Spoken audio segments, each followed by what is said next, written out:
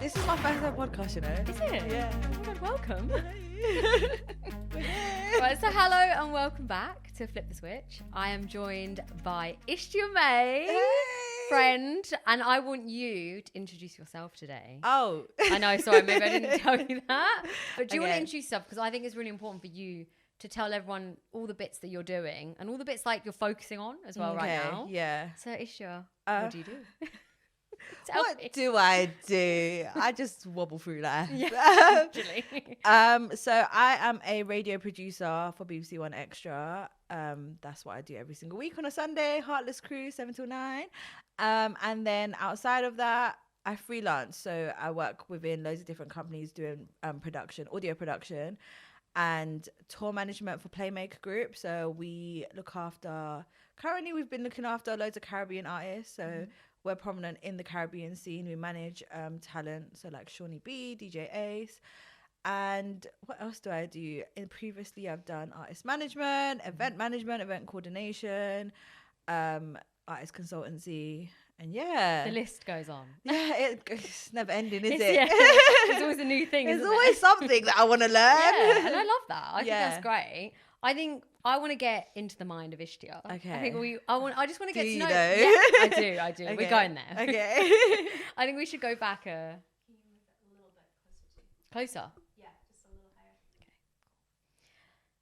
higher. Let's go into the mind of Ishtia. Okay. And Deep let's dive. just go back. Let's just go back to when you were figuring it out. Okay. So I feel like you've very much established where you are now. Yeah. And I think we need to understand where you were and that process. Because the process isn't always easy, is it? Oh my God. It could be really difficult. Yo, that process. It's hard. Finding yourself, all of that. Nah. The ghetto.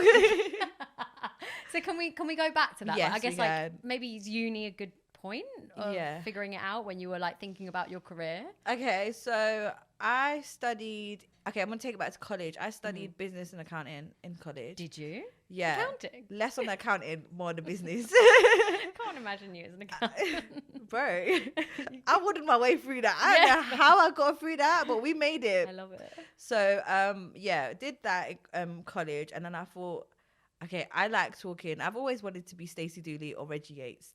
They were like my inspirations. I always wanted to be in front of the camera, presenting a documentary or some sort.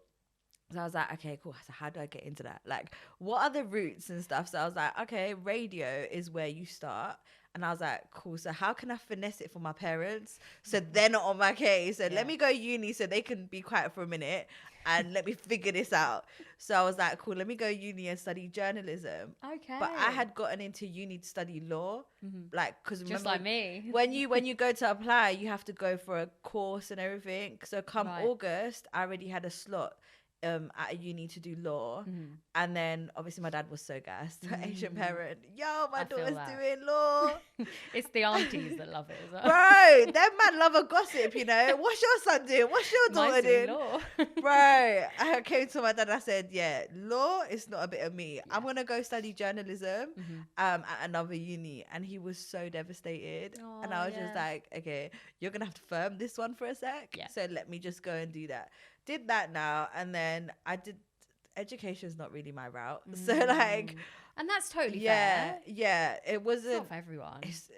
Bro. Like lectures and that Bro. style of learning. Like, can you expect anyone Do you know to... what? I love being everyone's brethren. Yeah. So in the class, I just wouldn't stop talking. And it's like, oh, I'm actually, but I'll be friends with the right people. So the lecturer will be my mate. The person that's actually getting the work done will be my mate.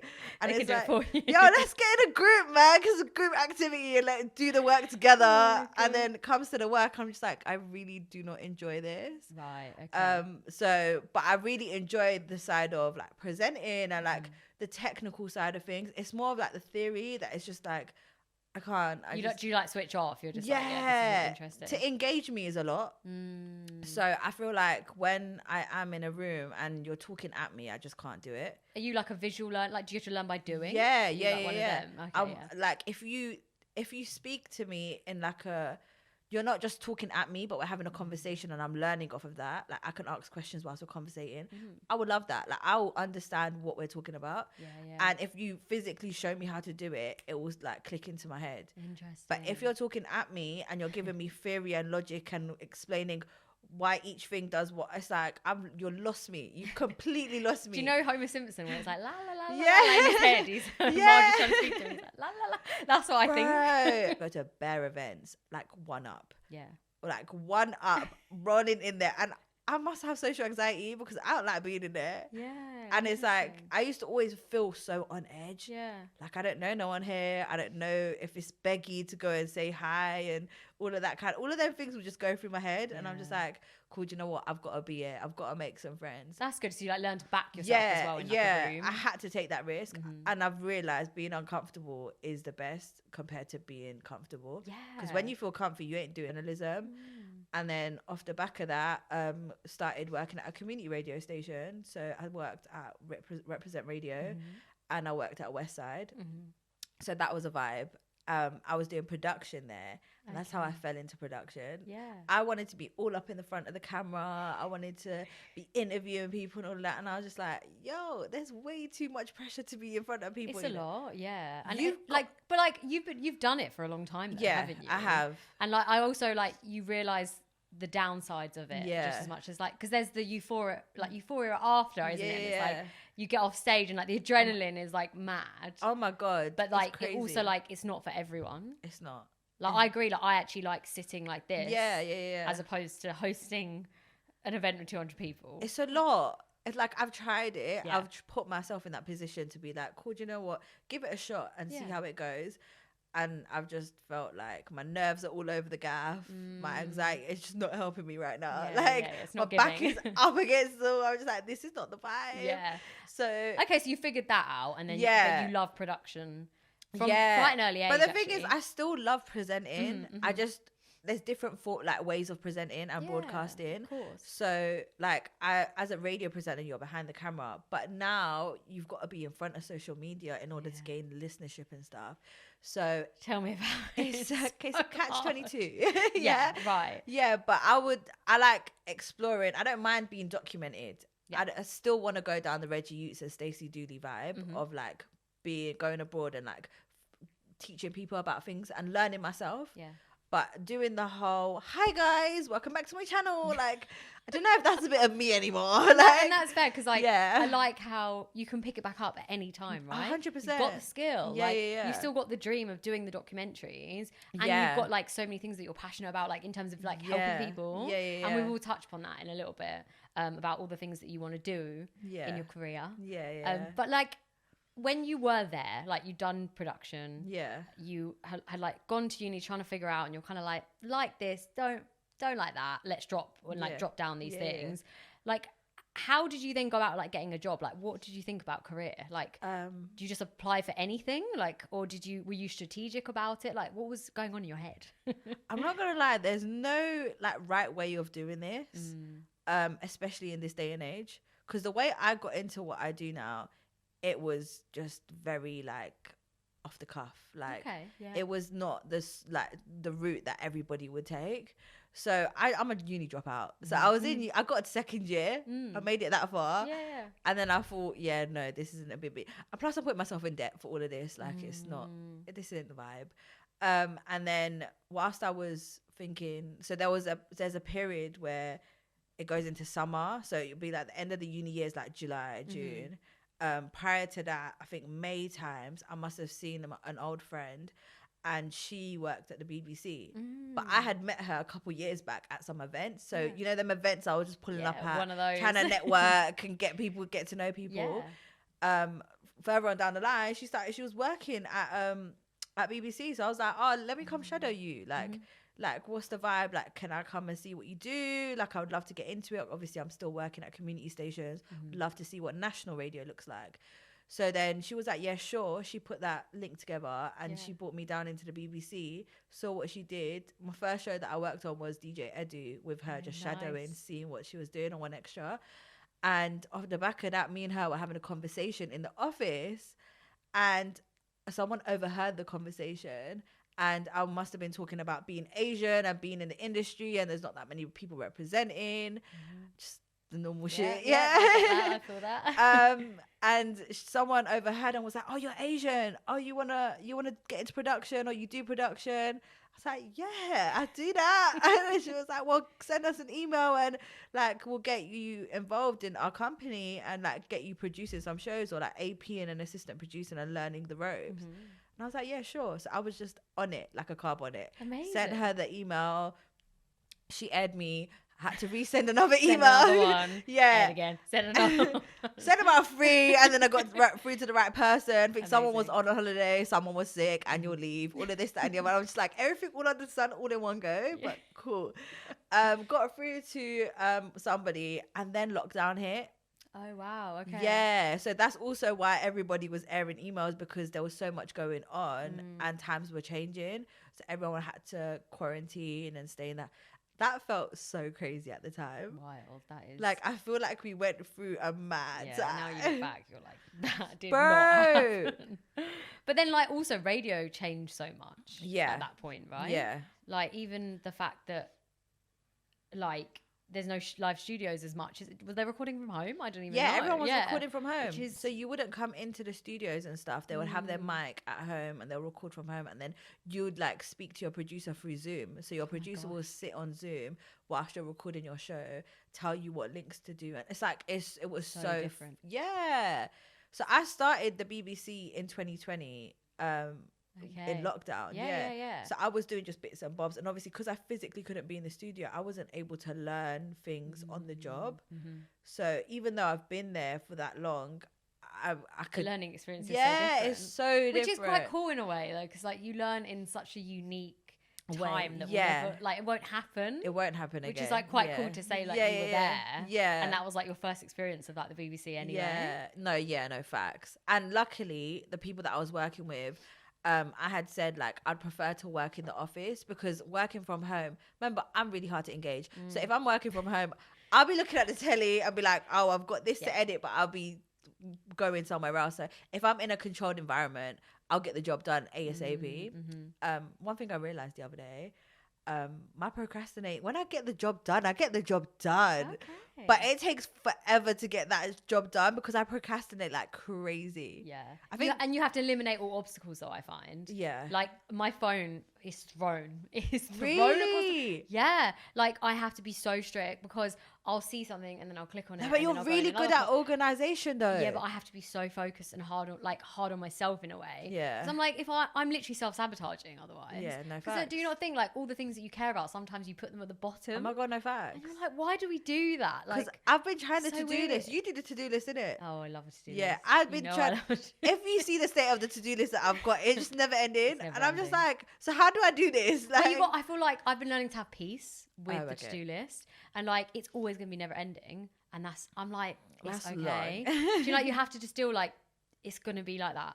Like every week it kind of starts again. Yeah. And you know that endless it's like Friday, you've still got loads left, and I'm so like, much left. I can't. And you've got to carry it over, and it's like, yeah. bro. But like the thing is, what you're really good at though is juggling multiple things at once. Oh, yeah. And I think let's get straight into that, Okay, and let's cool. flip the switch. Yeah. And move into music. Yeah. You ready? Let's have it. Yeah. Yeah. Let's do it.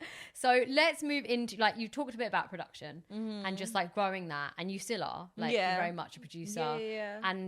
But like, so there's that side of you. Yeah. Talk to me more about the other sides of like within music that like you've tested out and tried out. Yeah. Because like artist management, like I think it was when I knew you, like, Yeah. like started to get to know you, you were like jumping and testing it out. Yeah, Like, yeah, how yeah. has that journey been as well? That was an experience. I think I was growing as a producer at the time as well, and you will never be like, in order to be good at what you do, you've got to learn, and you've got to put that time aside to learn about it and Yeah. know it fully inside out. And then at the time I picked up artist management as well. And that's a trade in itself. That's something you've got to learn inside out, learning how to deal with people, deal with a person. You're basically his emotions. Obviously I was with a violin artist who also did R&B, but he was breaking into R&B. So just like helping him like go through that process, mentally, like physically, whether that be putting time aside for studio and like finding out like what can make him better and what because obviously we're in financial times as well. Yeah. So that as a new artist, the scene is so full of people, like Right, it's like saturated. saturated, that's the word. Yeah, so there's so many people that you're in competition with, and you're not the only person that does what you do. Yeah. So how do you make yourself different, or like how do you find your sound, and how do you find your audience, and how do you gauge traction? There's so many different things. And with a world that music is churned like every single day. Yeah. There'll be a trend yesterday and there'll be a next one today. Like, so different now as well. it's so, like even the length of songs has changed, hasn't it? It's oh like my much shorter God. now. I think so. Yeah, I It's think wild. 30 second, like people know choruses more than they do the whole song. They would Yeah. rather not listen to the whole song. They'd rather just listen to that 30 second that sped trend. up version. Yeah. It is, yeah, the times have changed. Yeah. So I guess like you gave that a go and like tested that out. Is that something you'll bring back in the future? Like, I is it loved like another it. Yeah. pot that you'll bring back? I think so. I'm very open to doing it again. Yeah, cool. But I really enjoyed the artists that I worked with, and I was for them a lot. And I think that's what also helped, because I actually really enjoyed his music and the violin and how he composed everything. It was easier for me to walk into a room and sell him, I and see. naturally just talk about him in spaces that I am in. So because I work as a producer, I would be naturally around presenters and like other people that work in different departments outside of production. So able to just have them conversations. And we went on tour that year as well. We went on tour with Stephen Bartlett, which was amazing. Yeah. So for that to be that year was a very packed out year, alongside my production stuff. So as we were putting together an album, we did a songwriting camp. We were planning for his headline show the following year. Went on tour with Stephen. Yeah. And there was a roadmap in place, just different ways we can make him known within the UK and across the like nationwide and stuff. Yeah. So it's like, how do you make an impact? And then with the times, because obviously people aren't really going out. We just come off the back of lockdown. Yeah. So it's 2022, off the back of lockdown. Music is so like short-lived. Right. You're not finding quality music, and when you do make quality music, it's hard to promote that because none of these young people care.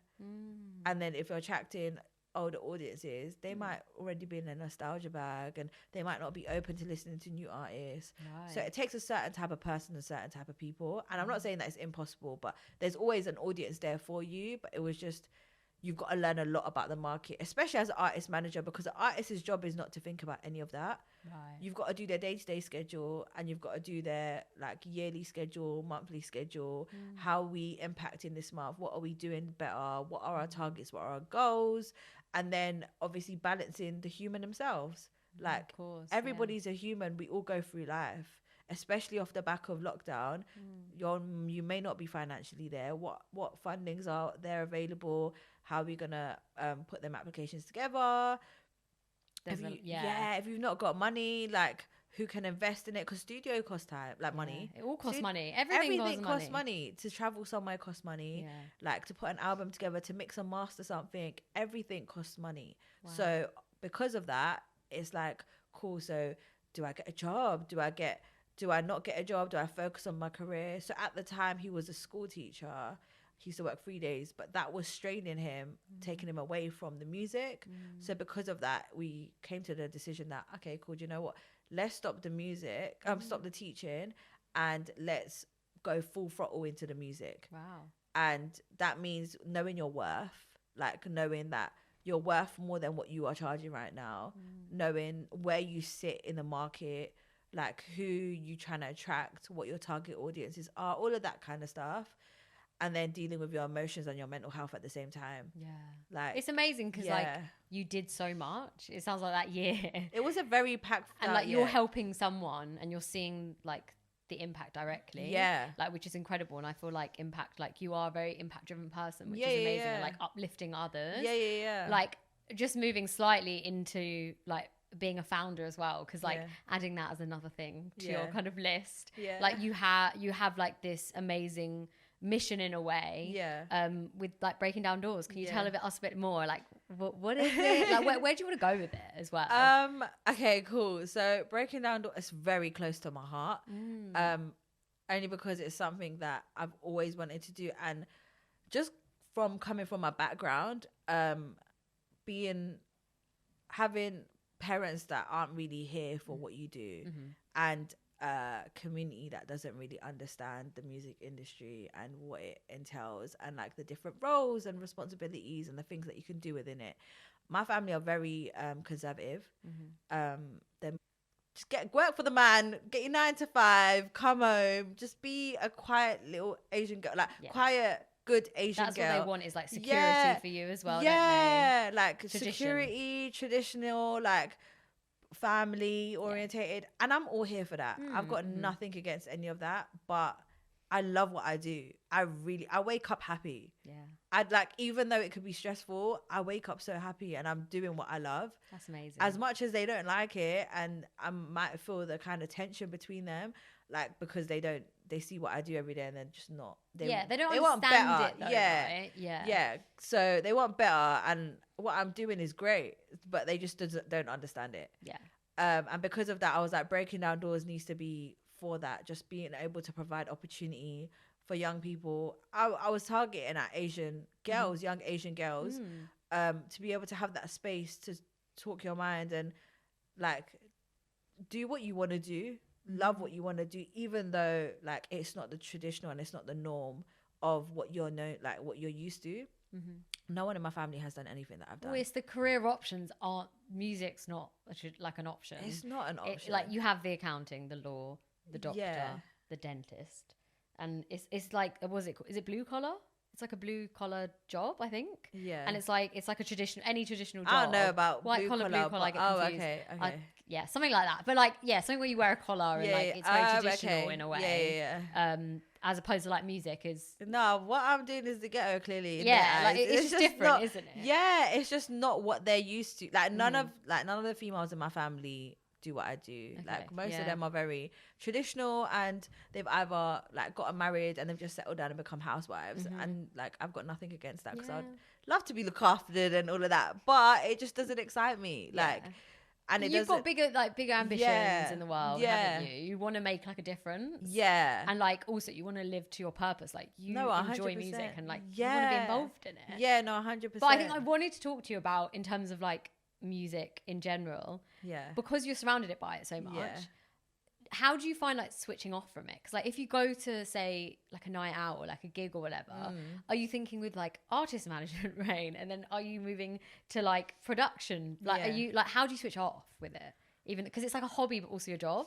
I've come to understand that you don't ever switch off in this job, because everything is an opportunity.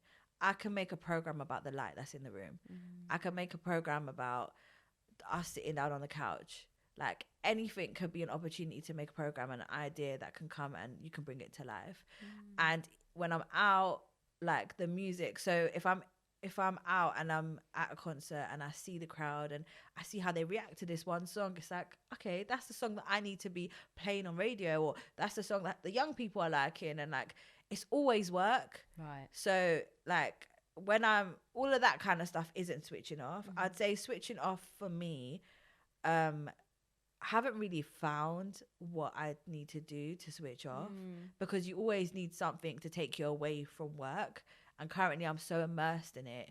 But because like work is kind of a sense of just my therapy, my running away from the real life, or like my parents not understanding what I do, the pressures of being an Asian young girl, like marriage is coming up, the pressure of like, when are you getting married, and the aunties talking and all of that kind of stuff.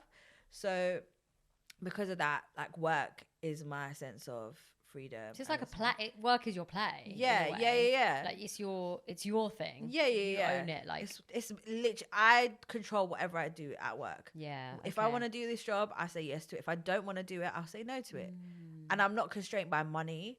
So like, as much as I'm a freelancer and as much as I have to do a job because I need that money, I'd put passion before that. I'd put love before it. Yeah, that's I'd good. put the people that I'm surrounded by, and if I'm not happy in that space, then there's no point in me doing it. Like there are some things that I may do just for a money grab, but it won't be a long-term thing. I will not ever tie myself into something that long-term wise, I'm not gonna enjoy doing. Yeah, like that's good though. You are putting yourself first, and like you've developed like really strong boundaries. 100%. Like saying no is so hard. It's so like difficult freelance as well. Like you want to say yes to get every bit of money because you don't know if like the next project's coming in, right? Yeah. So it's like an amazing thing, and I appreciate as well like you being so honest just about like the pressures, like that.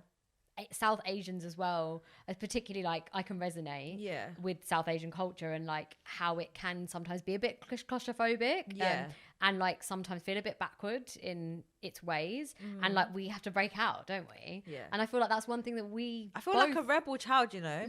Constantly. And it's like I'm not out here doing the madness because I know people that do a madness. Like, yo, you're putting dirt on your name, girl. But I'm not even doing that. I'm just working in music. And like, but it's like it like feels taboo, and it's like it's so taboo. It's so taboo. I think my cousin said to me, he was like, "So when is this hobby like finishing?" I said, "Hobby? Don't do me like that. I've been doing it for God knows how long. I've been doing it for years now." Yeah, right? no, literally. And he's like, "Yeah, but it's always something new." They don't understand that the music industry, you can go and do loads of different things. Oh, okay. So they're thinking you're jumping from one thing to another thing to another thing. So like, what is it that you do? They probably think like you're not focused, but actually it's actually really strategic. It's very strategic. Like in what you're doing. They all go hand in hand. Exactly. It's like it's skill stacking, it's called. And it's like my favorite thing ever. Okay. Like, because then you've got the most leverage basically by having all like these different skills, and it's sick. Like if anything, they gotta know it's a good thing. Yeah. It's like doing like the most. I think they gotta see the money before they like until they. Yeah. Which, and I guess it's like their priorities are different. But one thing we connected over, like when we first met, I have to go back to this because I think this was like a big moment. I feel like where we could connect and understand each other so well is when we were talking about this notion of a double life. Yeah. And like, how do you find that shows up like in a daily basis or weekly basis? Do you find that you are different people, like at work and with friends, or like, because basically there's a notion that there's three types of people like in one of us. Yeah. So like there's who we are at work, who we are with our like friends, or friends or family, and then who we are like on our own. Okay. And I think that's really interesting. Yeah. Thoughts? Triple life. How many Ishtias are there? How many? You got Ish, you got Tia, you got May. Which one do you want today? No. Like, is there a wig like Hannah Montana? Like, tell me more. I think there must be. There must be. No, there must be. I think at work. Oh, do you know what? It's hard, you know, because my family don't know Ishtia that's at work. Yeah, of course. Like they don't know who that is. No. Like they won't understand who that is. Like when I'm at home, I'm probably more quiet. I'm more reserved.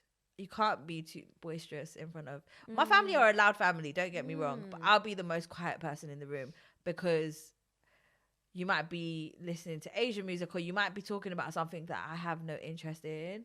So whereas you like light up around music and like like conversations where I've surrounded myself around people that know more than me. So I'm always asking questions. It's like learning and growth. And it's amazing because it's like, right, you've got mad experience. Where have you been? Like, what have you done? How have you done that? And it's like, I love to learn about stuff like that. Whereas maybe at home you can get better. So that's why it's like two different people, because I might talk in a way outside of the house and then come home and then talk a different way. But I don't really talk much at home. I'm very so into the work life right now. I've not actually spent time with the family in a very long time, which isn't great because I do love my family. But we're all grown up.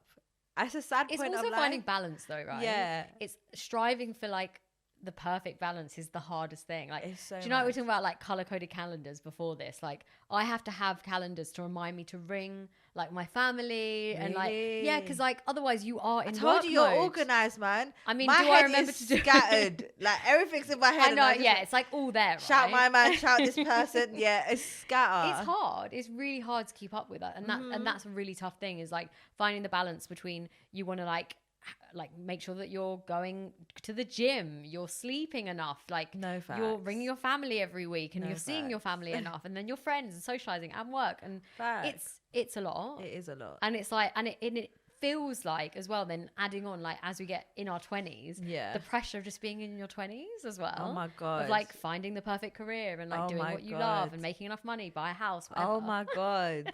The list goes on. It goes on. And then, you tend to go into the rabbit hole of, oh, like this person's got a house now and like why, and then everyone's on like 40k salaries and I'm out here freelancing and just like scraping it like, and it's just like rah. But then I want to go on lavish holidays, and it's like, what do you prioritize? Because I was moving reckless last year.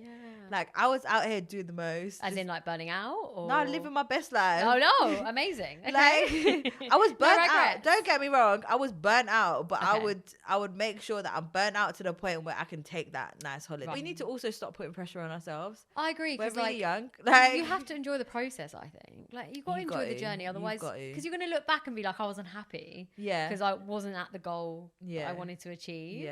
Which is just we don't want to live our life like that. Like, how do you find then like putting everything like together as one? Like you've talked a bit about balance and like like it's always gonna, the balance is gonna swing. It's always a lot, and it's fine. It's a seesaw. It goes up and down and up and down. Up and down, up and down. So like, tell me as well, like how a typical week would look like. Is there one? Is there a typical week? If you can explain it, just for like someone that wants to say do loads of things in music and is listening and is like, I want to do everything that Ishtia is trying to do. Like, how are you balancing? Like, and also like, is it based on a year? Like, so I was saying earlier that like DJing only really comes into play towards summer. I find it's quite slow at the moment. And like Christmas is good. It's just, there's periods of busy. Is it similar as well with everything that you do? And it's like play up, play down, basically. Okay, so week to week, the only consistent thing I've got right now is probably my Sunday show. So that has to happen every Sunday because it's live on air. So we do that every Sunday. Other than that, so currently, if I tell you my week that it's been this week, starting from last Saturday, I was in Manchester on Saturday, did a tour management gig with. So you're working on the weekends then? Yeah, I don't stop. Okay, so typical week is not Monday to Friday. Yeah, it's not on Monday to Saturday. Friday. It's girl. It's an 8-day week. It's just the whole year is just the work. Yeah. Okay. So, but the thing is, so obviously. Saturday I did the tour management gig in Manchester, left London at like 10 a.m, came back for 5 a.m, left, went to bed, woke up again for like 12 midday and went to BBC to do 2 shows. So I did a show in the morning and then I did my late night Heartless Crew show in the evening. Done that now. Come Monday, I had to do some meetings at like 9 a.m. So you like... So you're straight back. Yeah, so I've probably come out the studio at like 10 o'clock, 10:30, and then I'll go home, just about rest up, get into bed, and then wake up for 9 o'clock, start again. And then Monday, had to get some stuff done, but it was a bit more of an easier day. Tuesday was a very more easier day. Wednesday, I'm in the office, I'm getting some work done, trying to get through things. And then Thursday, again, more work. Admin? Are you doing a lot of admin? Why you're doing things, what the presenters are doing, what the market is doing at the moment. Like, what is it? We work in communications. What is it that's going on social media? What is it that's popping off and all of that? You've got to have your ear to the ground. And then Friday, which is today, I'm doing this with yourself. And then I've got to go do a tour management gig in the evening in Hammersmith. And then tomorrow I'm going to go to Nottingham to do another gig for tour management. And then Sunday again, we're back at radio. So it's like freelance comes in so many different forms. So many different forms. And like it completely depends on the week. Like it's what you've got that week on. Essentially. And do you enjoy that aspect of freelance, of like being thrown stuff like quite last minute? Would you say you thrive on it rather than like a planned week? Yeah, I've always been the person to do things thrive on things last minute, which isn't great. Because I could get way more out of myself if I did it earlier, which I'm getting into the swing of. But you're a deadline person. So, like if you got that deadline, you are working up to that deadline, but you're like thriving in that deadline. Okay. Oh my God. Like, whereas I'm the opposite. Yeah. I've done it before. That's me. This is what I was saying. You're great. You see me? We're very different in We're that. so opposite, but I admire that so much because I wish I could be like you though with the deadline. No, you don't want to because my back is tight right now because of how much stress. I'm just like, I need to get this done. I guess the adrenaline is like high. But that's amazing because like it's so good to touch upon like every single side of who you are.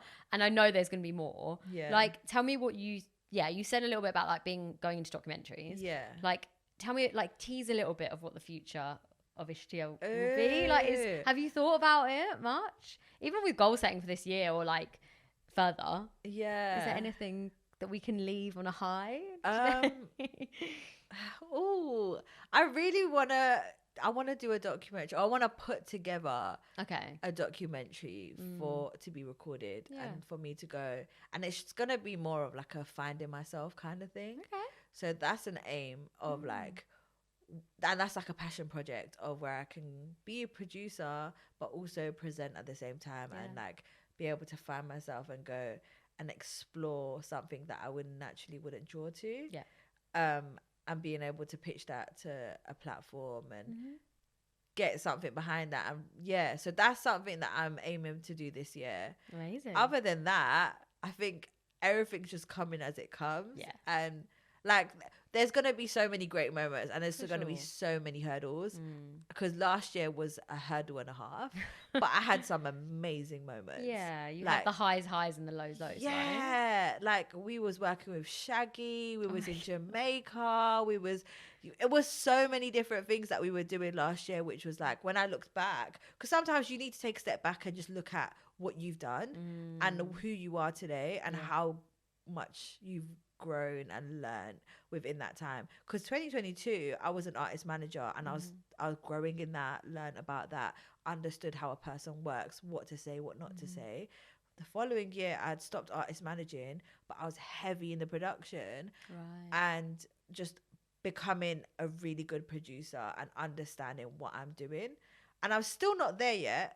Like, there's so much more to learn. Yeah. And you never stop learning. Yeah, that's the best thing, though, isn't it? Yeah. There's always so much. Like, honing your craft. Yeah. It's forever. It's endless. And I love it. Yeah. You're always getting that little bit better every year. And then but it's amazing to see that you're looking back because, like, you are very tunnel vision. Like, you know what you want in a way. Like, you like, have found the thing that you love. And that's great. Yeah. And it's just, like, growing that this year. So, like, what we're excited for then is to see more of the same. Yeah, that's all I use. You're one social kind of guy. I love it. Twitter is a lot, you know. Maybe a LinkedIn. TikTok, no. Oh, TikTok. Yeah, do you use it? Nah. I'm too busy working. Yeah, I'm too busy out here trying to social media too.